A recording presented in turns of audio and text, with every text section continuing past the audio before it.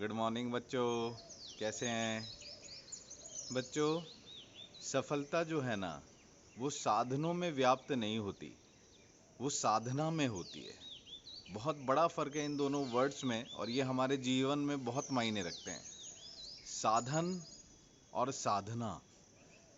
हम कई बार अपने जीवन में अगर हमें सफलता नहीं मिल रही है, या फिर हो सकता है कि हमारे कर्म जो है पूर्ण रूपेण उस डायरेक्शन में नहीं फॉलो हो रहे, तो हम साधनों को कोसने लगते हैं कि यार शायद मेरे पास पर्याप्त साधन नहीं है। या मम्मी पापा को, घर वालों को कई बार इस तरीके से हम तर्क वितर्क भी करते पाए जाते हैं कि आपने मुझे वो नहीं कराया, आपने मुझे फलाना वो नहीं कराया, तो उसलिए शायद मैं उतना बेटर नहीं कर पा रहा, या उसलिए मैं इतना बेटर नहीं कर पा रही। बहुत सारी चीज़ें एक्स वाई जेड। तो बेटा आज का जो ये वीडियो है मेरा इसी तरफ कंसंट्रेटेड है। बेटा सफलता का साधनों से कोई लेना देना नहीं, और इसको भली भांति रूप से मैं एक छोटी सी कथा के साथ दर्शाना चाहता हूँ। महाभारत हम सभी ने सुना है, एकलव्य का नाम भी सुना होगा। और आपने किस प्रसंग में एकलव्य का नाम सुना है जानते हैं? जानते होंगे कुछ बच्चे, फिर भी एक बार बताता हूँ। एकलव्य बेटा एक बालक था, भील जाति, भील कम्युनिटी को से एसोसिएटेड था। तो वो द्रोणाचार्य जी के पास जाता है। द्रोणाचार्य जी क्या होते हैं? गुरु होते हैं, जो कि सिर्फ ब्राह्मणों को और क्षत्रियों को, इनको ही आर्चरी सिखाते हैं, धनुष विद्या सिखाते हैं। और एकलव्य के मन में भी बहुत जिज्ञासा होती है, बहुत चाहत होती है कि यार वो भी आर्चरी सीखे। तो वो बेस्ट गुरु के पास जाता है कि भाई द्रोणाचार्य बेस्ट गुरु हैं, हम उनसे ही सीखेंगे। तो वो द्रोणाचार्य के पास जाता है कि आप मुझे सिखाइए। तो वो मना कर देते हैं कि भाई मैं तो सिर्फ ब्राह्मणों को या फिर क्षत्रियों को सिखाता हूँ। अब हो सकता था कि एकलव्य वहाँ पर छोड़ देता चीज़ों को कि भाई मेरे पास तो साधन ही नहीं है। और ऑब्वियसली अगर मतलब सही मायने में कोई आपसे कहे कि मुझे तो कोई मिला ही नहीं, ना स्कूल मिला ना कोचिंग मिली, मैं कहाँ से पढ़ता, तो आप उसे वाजिब भी मानेंगे। हाँ भाई सही बात है, आप उसका दोष तो नहीं निकालेंगे उसमें, ये तो बिल्कुल वाजिब सिचुएशन है। पर एकलव्य ने ऐसा नहीं किया। उसने देखा कि ठीक है मेरे पास साधन नहीं आ रहे, नहीं हो रहे, पर मुझे सीखना है। तो उसने सीखने का क्या तरीका निकाला? उसने गुरु द्रोणाचार्य की एक मूर्ति बनाई। कहते हैं कि ज्ञान गुरु बिना पास नहीं होता, ज्ञान गुरु बिना सहज नहीं होता। तो उसने गुरु द्रोणाचार्य की एक मूर्ति बनाई और उसी को अपना गुरु माना। और जब गुरु द्रोणाचार्य सिखाया करते थे तो वो बाहर से, ऐसे जहाँ से भी जगह मिलती थी आश्रम के बाहर से, वो देखने का प्रयास करता था। और वहाँ से देख देख कर वो धनुर्विद्या में इतना निपुण हो गया एक दिन कि भाई ऐसे ही एक दिन जब द्रोणाचार्य ने देखा कि एक कुत्ता उनके पास आया है और उस कुत्ते के मुंह पर इस तरीके से बाण लगे हुए हैं, बिल्कुल सटीकता के साथ, जैसे बिल्कुल एकदम भेदे गए हों। मतलब ऐसा भी नहीं कि उसे हार्म पहुंचे कुत्ते को, और एकदम उसका मुंह भी बंद हो जाए, मतलब इतना सटीक परफेक्शन। वो समझ गए कि यार ये तो किसी बहुत बड़े धनुर्विद विद्वान का काम है, ये कोई छोटे मोटे विद्वान का काम नहीं है। तो उन्होंने पता किया कि यार ये इस कुत्ते के मुंह में ये इस तरीके से तीर किसने डाले हैं।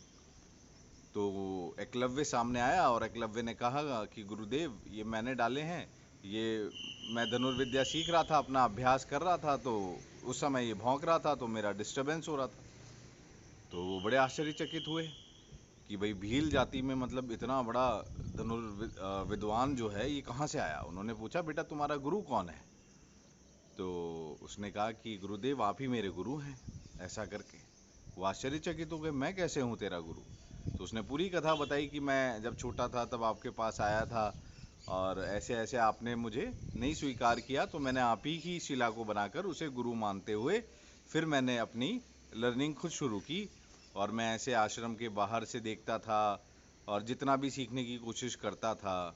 मतलब आप सोचिए, मतलब कुछ साधन ही नहीं है, बाहर से देख देख कर वो बच्चा सीख रहा है।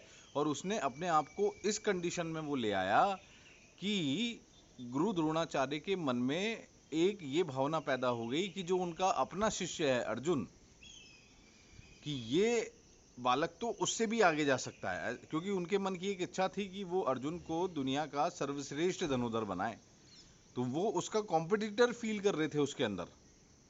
तो उन्होंने फिर उससे, आपने आगे कथा सुनी होगी कि भाई द्रोणाचार्य कहते हैं कि ठीक है, तूने मुझे गुरु तो माना, पर तुझे गुरु दक्षिणा तो देनी होगी। तो वो कहता है, वो बहुत खुश होता है कि भाई गुरु ने भी मुझे स्वीकार किया, मैं गुरु दक्षिणा मांग रहे हैं मतलब स्वीकार किया उन्होंने मुझे। तो कहता है आप जो चाहें, जो भी मेरे बस में है वो मैं दे सकता हूँ। तो उन्होंने कहा कि अपना अंगूठा दे दे, जिससे वो तीर चलाता था। तो वो बहुत सहजता से एकलव्य अपना अंगूठा देता है। और यही एक चीज है जिसने एकलव्य को हिस्ट्री में अंकित कर दिया। मतलब आप अर्जुन को जानते हो, एक रॉयल फैमिली से था, आप कर्ण को जानते हो, है ना, वो भी था तो उसी फैमिली का, उसी फैमिली के उस पूरे ड्रामे में वो भी एक वो था, पात्र था। पर एकलव्य तो नहीं था। एकलव्य का तो कहीं दूर दूर से रिश्ता भी नहीं था, लेकिन फिर भी आज भी जनता उसे जानती है। तो बेटा ये चीजें होती हैं जो हमें ऊपर उठाती हैं। हमें सिर्फ साधन ऊपर नहीं उठाते। आपको 10 एसी लगा के बिठा दिया जाए, 10 चीजें आपको दे दी जाएं, लेकिन अगर आपके अंदर वो प्यास नहीं है, अगर आप सिर्फ साधनों से सीखना चाह रहे हैं तो आप नहीं सीख पाएंगे। आप साधना से सीख सकते हैं। साधना का मतलब है तपस्या। चाहत, और चाहत के प्रति तपस्या, वही आपको सिखाएगी मेरे बच्चों।